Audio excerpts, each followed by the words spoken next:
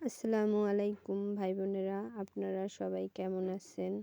আজ আমাদের গ্রাম অঞ্চলে কিভাবে ধান মাড়াই করা হয় তাই আজকে আপনাদের দেখাবো। আমার বাবা আর আমার ছোট ভাইয়ের বউ, আমরা সবাই মিলে ধান বাও দিচ্ছি। আমাদের থেকে আমার বাবা খুব বেশি কাজ করতে পারে। এই দেখেন আমাদের ঘরের চালে ফুল গাছটা কত সুন্দর দেখা যাচ্ছে। এই গাছটি আমি লাগিয়েছি। ফুল গাছটা সবাই ভীষণ পছন্দ করে। অনেকে ফুল গাছটি দেখে বলে যে এই ফুল গাছটির বীজ দেওয়া যাবে, কারণ এর কোনো বীজ হয় না, ডাল থেকে কলম করে চারা তৈরি করতে হয়।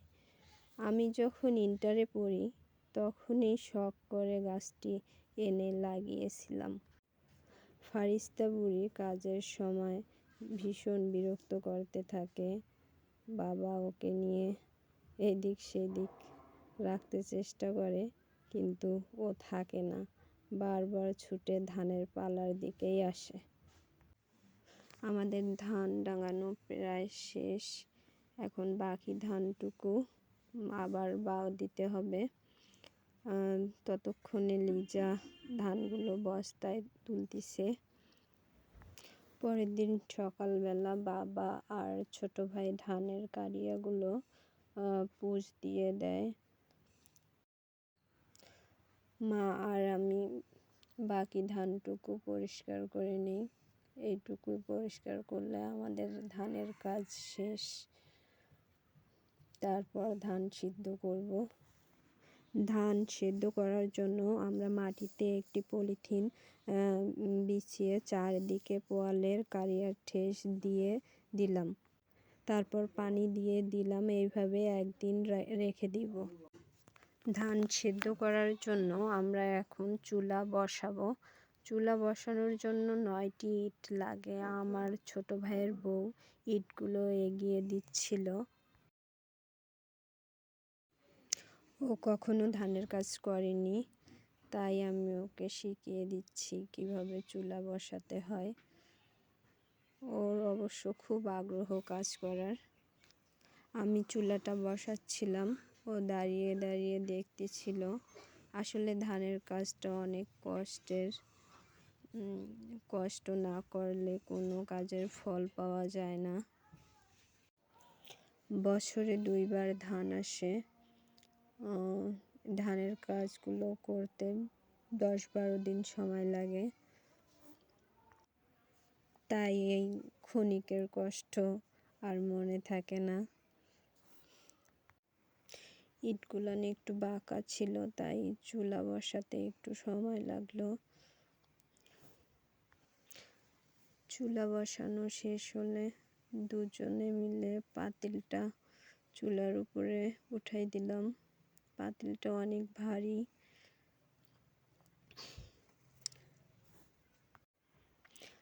ধান সেদ্ধ করার জন্য আমরা আগেই কলার পাতা শুকিয়ে সংরক্ষণ করে রাখছি।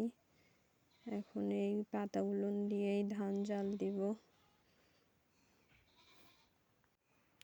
প্রতি বছরে এইভাবে ধান সিদ্ধ করার জন্য পাতা আগে থেকেই সংরক্ষণ করে রাখতে হয়, নয়তো সমস্যা হয়।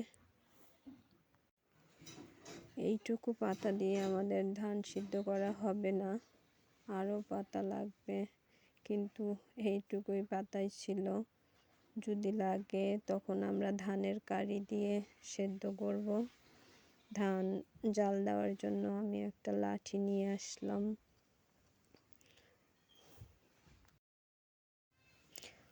তারপর আমি চুলায় আগুন ধরিয়ে দিলাম। এক পাতিল ধান সিদ্ধ হতে 15 মিনিটের মতো সময় লাগে। তারপর লিজা বালতিতে করে ধান এনে এনে পাতিলে দিচ্ছিল। চুলাটা একটু বাঁকা হয়ে গেছিল, লিজা ঠিক করে দিল। ও ধান উবায় উবায় নিয়ে এসে দিচ্ছে, আর আমি এখন বসে বসে বসে জাল দিব। একটা পাতিলে 2.5 কুড়ি ধান ধরে। আপনারা কুড়ির হিসাব বুঝেন কি না?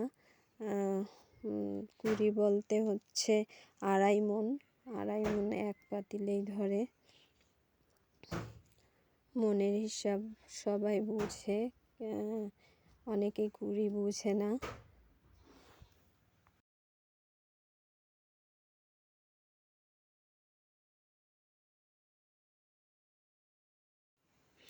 আমি অনেকক্ষণ ধানে জাল দিলাম, আমার কোমর লেগে গেছিল।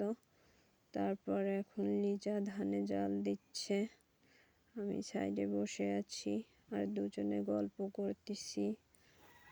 বাড়ির ভিতরে যেগুলো ধান ছিল ওগুলো সেদ্ধ করা শেষ। এখন বাইরের ধানগুলো এইগুলো সেদ্ধ করব।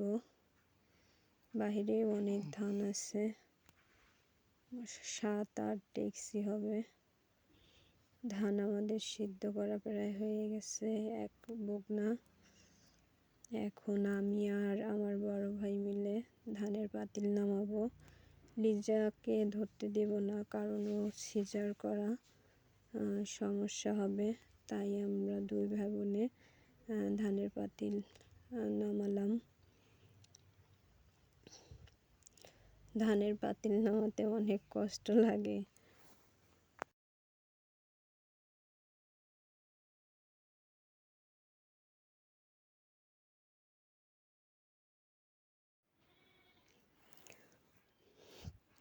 ধানের পাতিল নামানোর পর ওই অবস্থায় রাখা যাবে না, নাহলে ধান ফেটে যাবে, তখন বালি ঢুকতে পারে ধান নাড়ি দেওয়ার সময়। তাই ফাউরি দিয়ে ধানের মাথাটা ভেঙে দিতে হবে, তাহলে ধানটা ভালো থাকবে।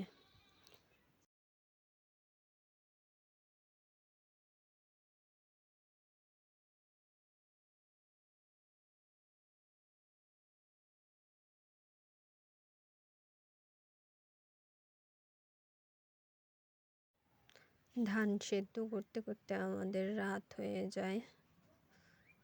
রাতের বেলায় ধান সেদ্ধ করতেছি বসে। চারিদিকে ফারিস্তা, ওর বাবা, ওর আম্মু সবাই বসে আছে, আমি জাল দিচ্ছি। এই যে বাবা এখানে নামাজ পড়ে এসে আগুন পোয়াচ্ছে। সকালবেলা ধানগুলো বস্তা করে আমাদের বাড়ির পিছনে এক আন্টির ছাদে ধানগুলো নাড়ি দেওয়া হচ্ছে।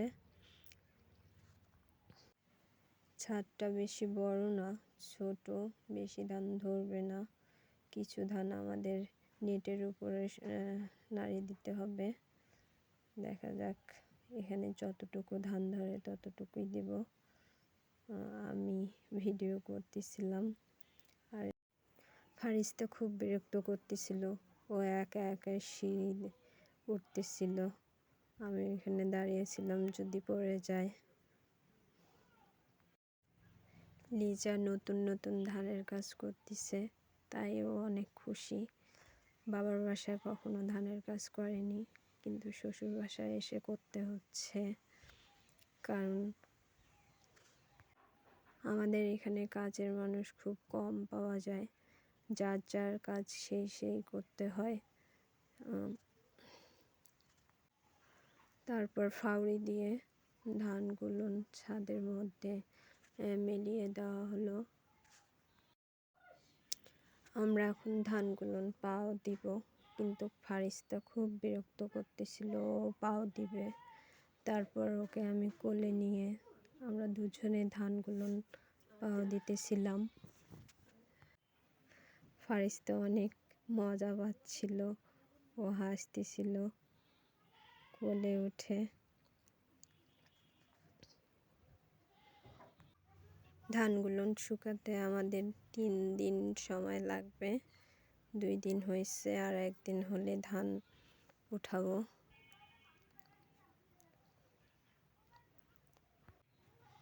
দেখেন প্রকৃতিটা কত সুন্দর লাগতেছে, চারিদিকে সবুজ গাছ আর গাছ। ফারিস্তা তো সেই খুশি, কোলে চড়ে। ফারিস্তা ধান পা দিবে, সেজন্য ধানের মাঝখানে গিয়ে বসে আছে। এত ডাকাডাকি করতেছি, ও এখান থেকে ওঠে না। তারপর ওর দাদি ডাকতেছে, ও এখানেই বসে থাকবে, উঠবে না। এই যে এখন দৌড় দিচ্ছে।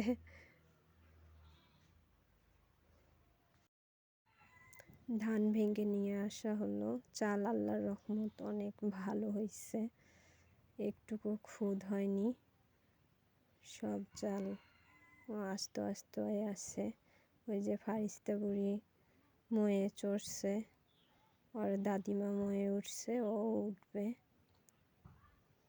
ও খুব বিরক্ত করে কাজের মাঝে, কাজ ঠিকঠাকভাবে করতে দেয় না, খুবই বিরক্ত করে।